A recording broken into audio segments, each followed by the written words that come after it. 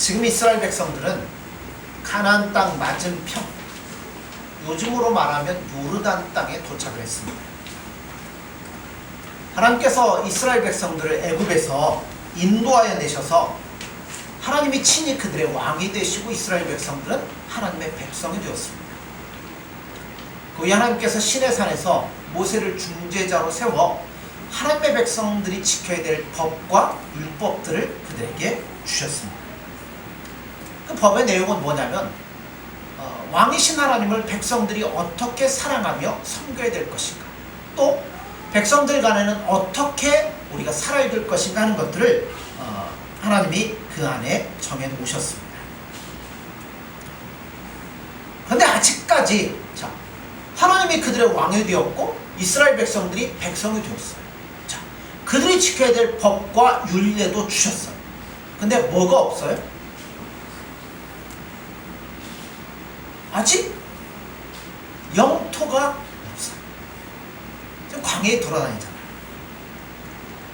모세가 여리고 맞은편 가나안 땅을 바라보면서, 그래서 이제 요단강을 건너가서 하나님 주신 땅을 차지할 텐데 너희들이 들어갈 차지할 땅은 어떠한 것이며 어떻게 해야 될 것인가 하는 것들을 백성들에게 다시금 설교를 합니다.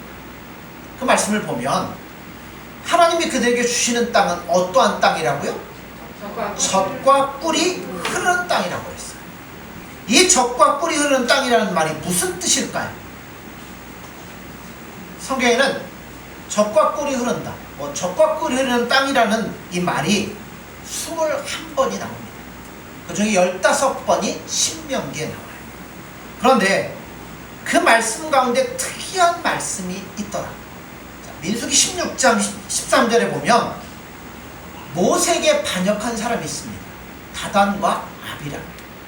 이들이 모세를 반역하면서 모세에게 하는 말이 있어요. 내용이 뭐냐면, 내가 우리를 젖과 꿀이는 땅에서 이끌어내어 광야에서 죽이려 함이 어찌 작은 일이기에 오히려 스스로 우리 위에 왕이 되려 하느냐.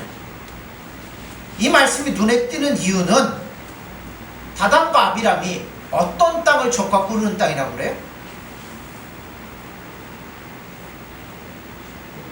제가 무슨 딴 성경을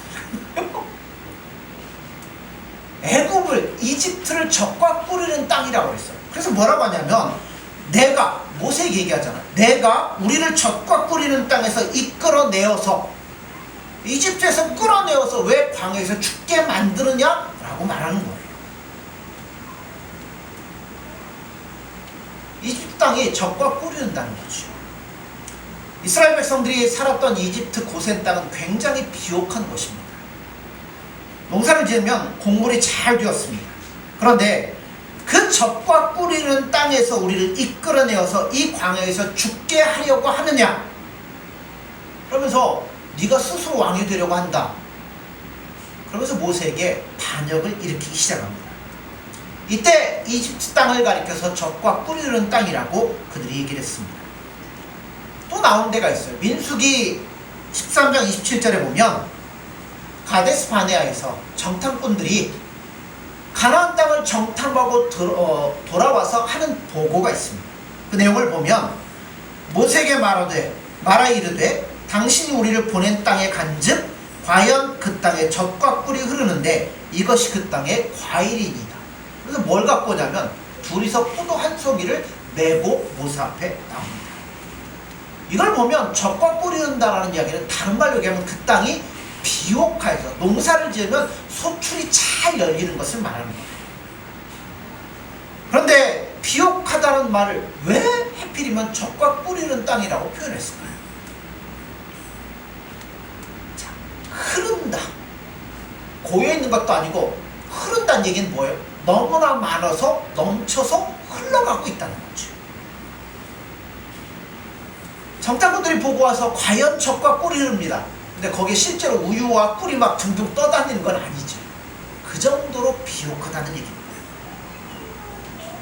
그런데 가나안 땅을 젖과 꿀이 흐른다, 또 이집트 땅을 향해서 젖과 꿀이 흐른다 라고 표현하는데, 가나안 땅을 젖과 꿀이 흐른다고 표현하는 것은 어떤 한 가지 특성을 가지고 그렇게 말을 합니다. 이집트도 젖과 꿀이 흐르고 가나안도 젖과 꿀이 흐르는데 뭔 차이가 있을까요?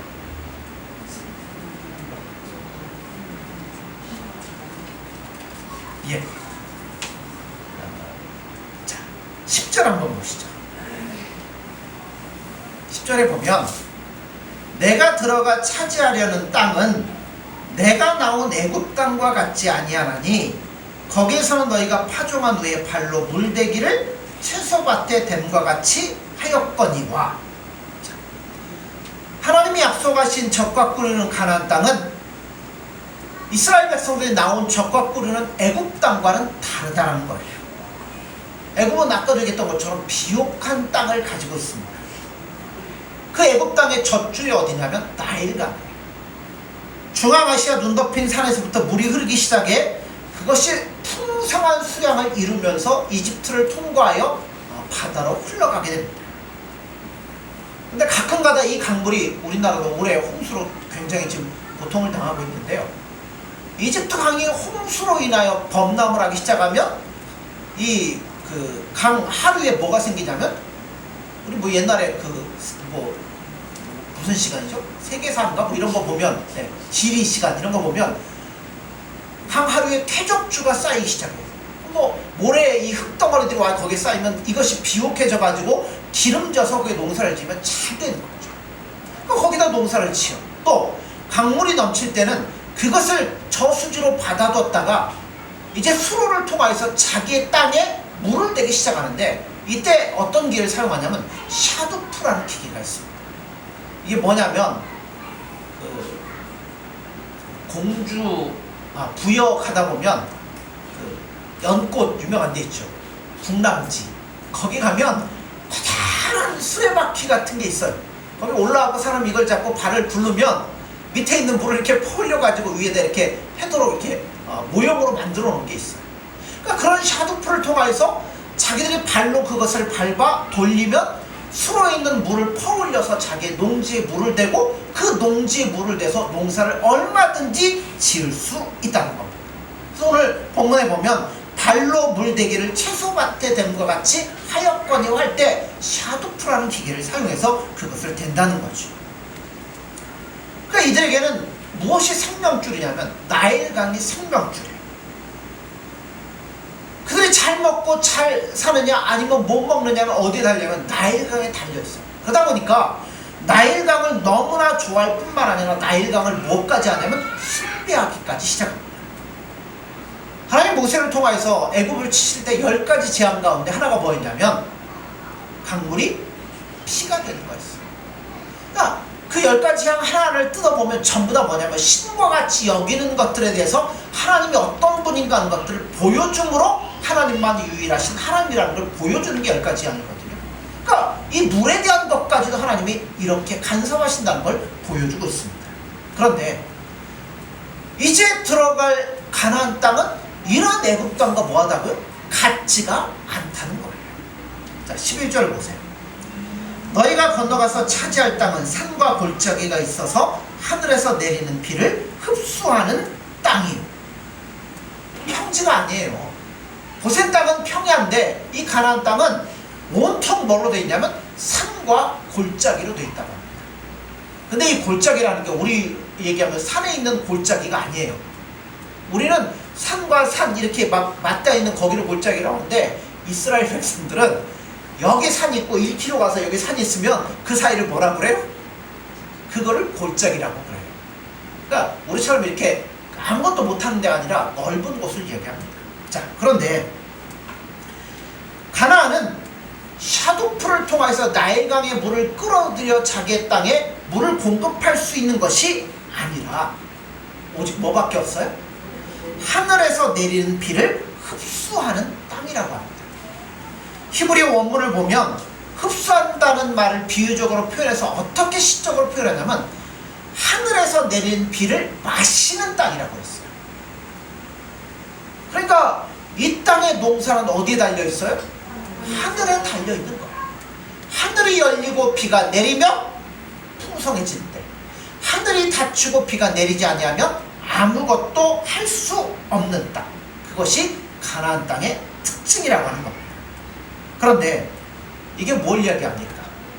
바로 예수 믿는 우리들의 신자의 삶을 말씀하는 겁니다. 예수 믿지 않을 때는 뭐 하면 돼요? 인간적인 노력으로 열심히 살면 돼요.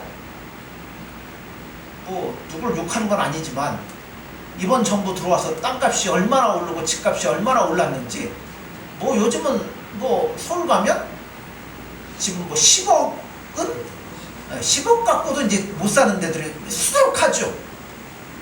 뭐 대전도 땅값 많이 올랐죠. 세종도 많이 올랐죠. 그러니까 이럴 땐 뭐 하시면 돼요? 조금 일찍 알아가지고 집을 샀으면 앉아가지고 몇 억씩은 다 버는 거예요. 그죠? 그럼 노력을 하거나, 얼마 전에 SK 바이오주, 그죠? 이게 공개돼가지고 그거 산 사람들은 다 뭐예요?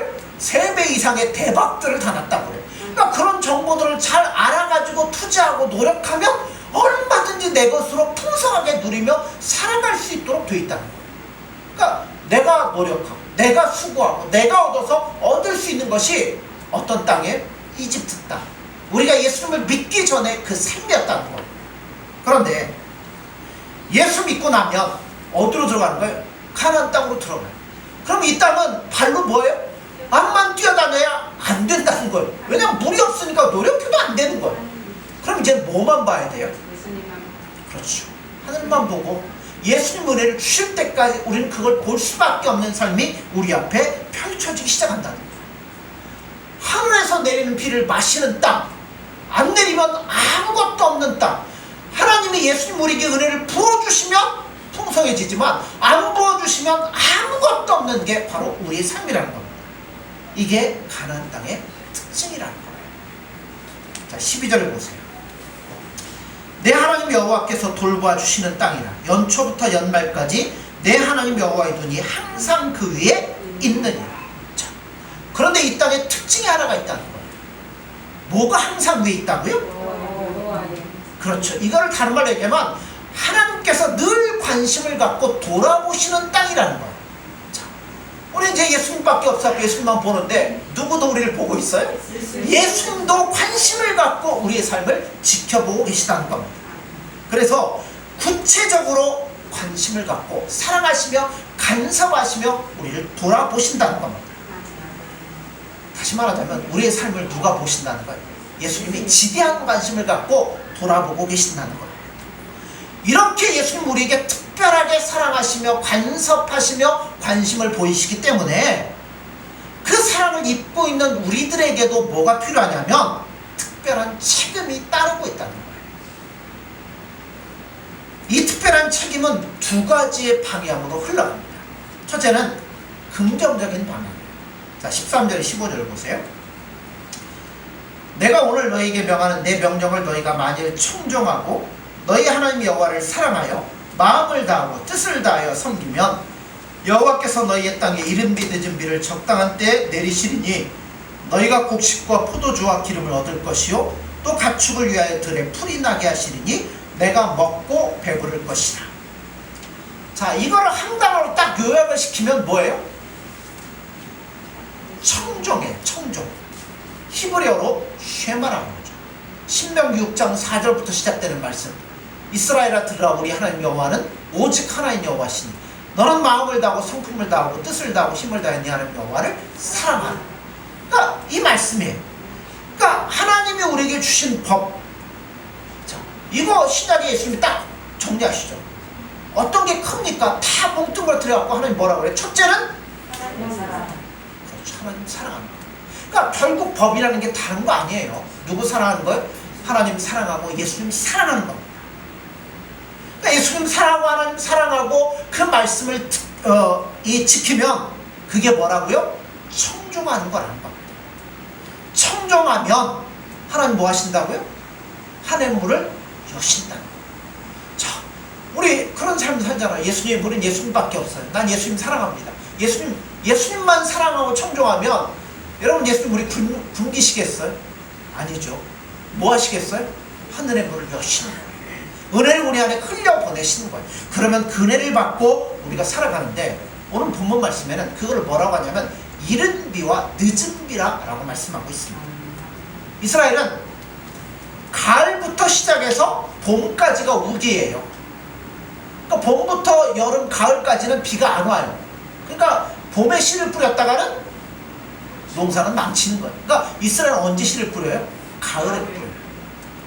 자, 이른 비는 언제 오냐면 10월, 11월 사이에 와요. 여름 내내 가물어가지고 바싹 마른 땅에 그때 비가 오기 시작하면 비로소 뭘 할 수 있어요? 땅을 갈아엎고 촉촉해지면 씨를 뿌리게 된다는 겁니다. 그러면 씨앗들이 심겨져서 점점 자라다가 늦은 비는, 우리 같으면 이른 비가 봄에 오고 늦은 비가 가을에 온다고 하는데 이스라엘은 거꾸로 해요. 봄에 3, 4월결에 이 늦은 비가 오기 시작하는데, 이때 오는 비는 뭐예요? 이제 곡식들이 더 많은 영양분을 받아들일 수 있도록, 그래서 더 풍성한 열매를 맺을 수 있도록 늦은 비가 오는데, 그 비를 먹고 곡식들이 더욱더 풍성해지기 시작한다는 겁니다.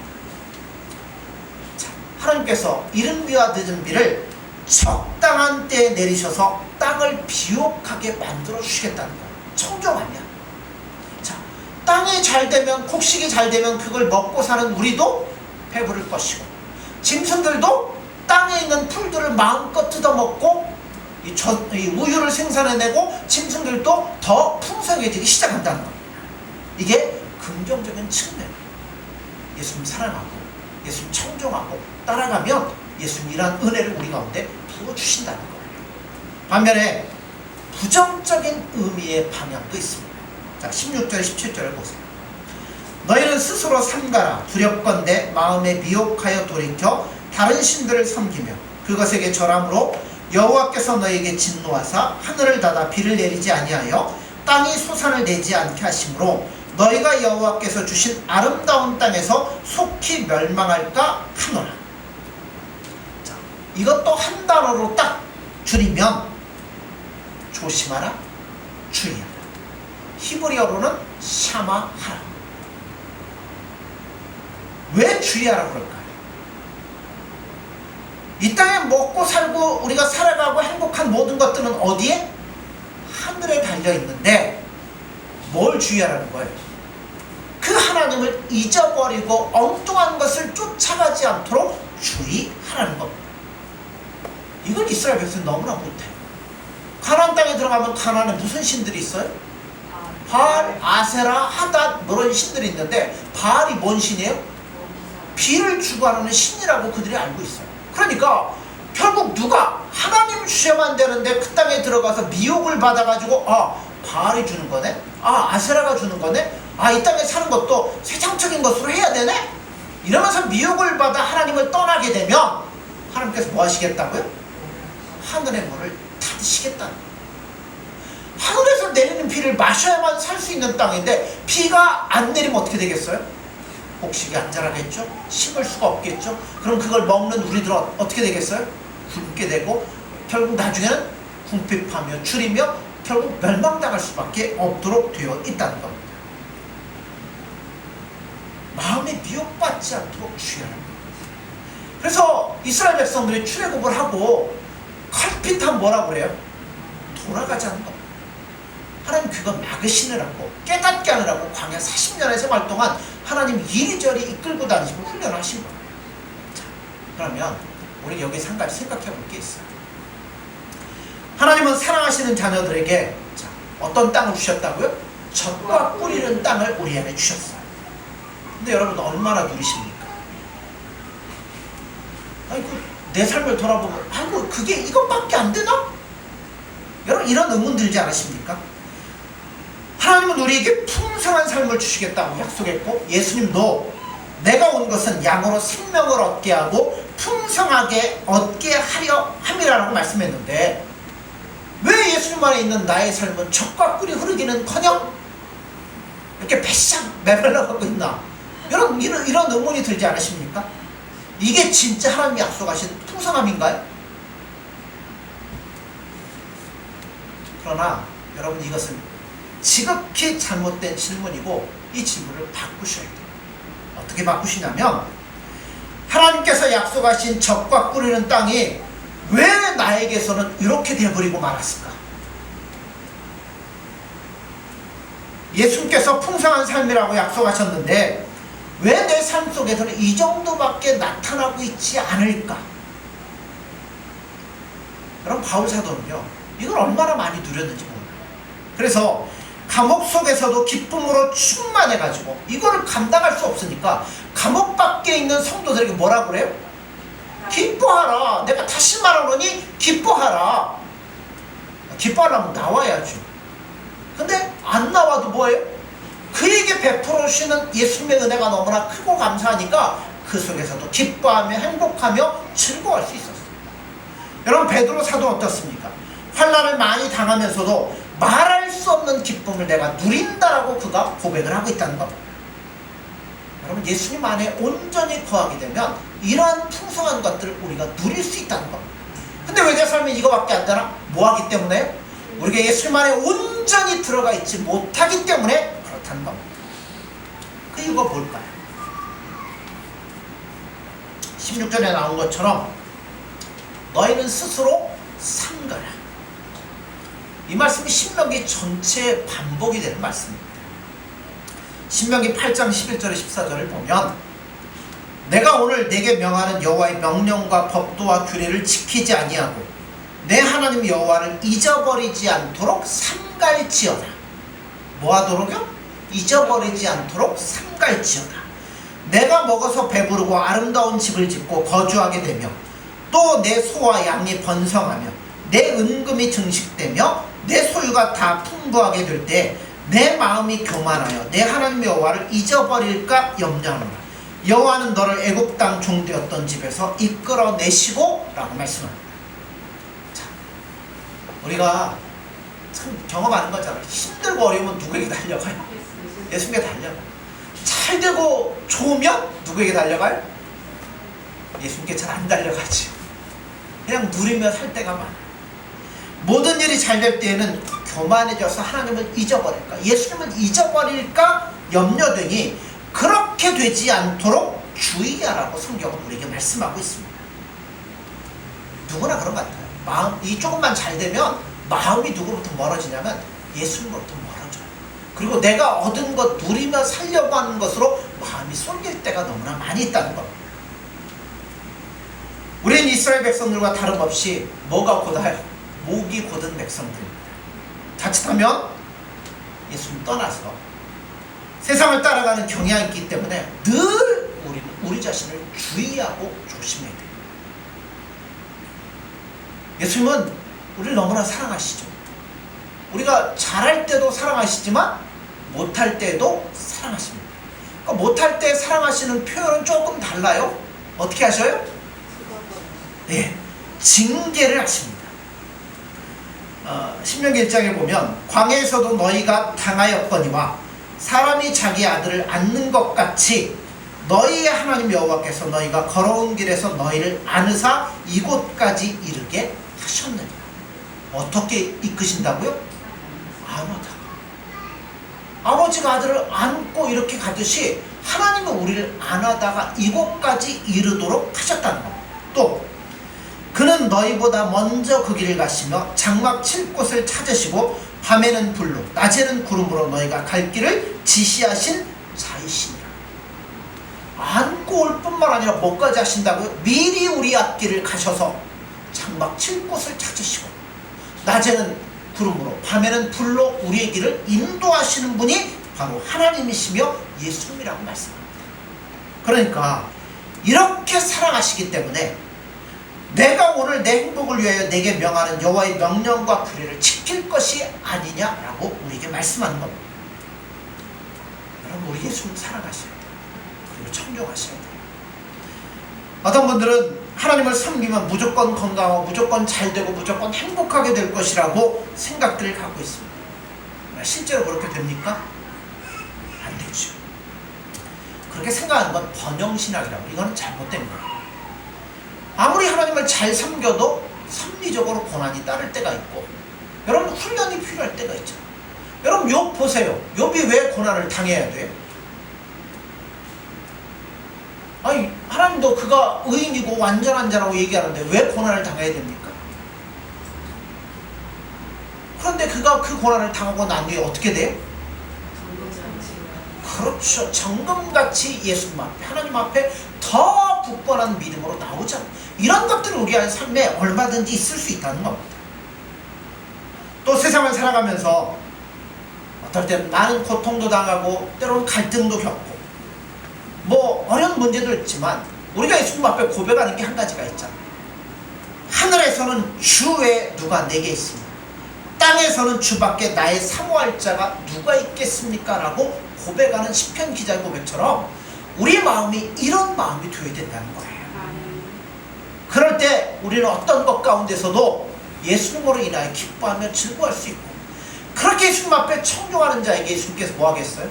더 큰 은혜와 모든 것으로 우리에게 부어주시리라 믿는다는 겁니다.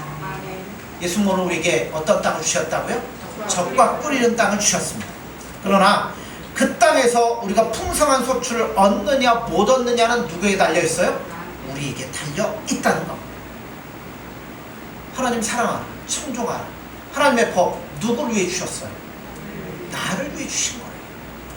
그 나의 행복을 위하여 주신 하나님의 말씀들을 정성을 다해서 지키고 순종하고 우리 삶 속에서 젖과 꿀이는 풍성한 삶을 찾고 누릴 수 있는 저와 교우 여러분들이 되어지기를 간절히 소원합니다. 기도하겠습니다.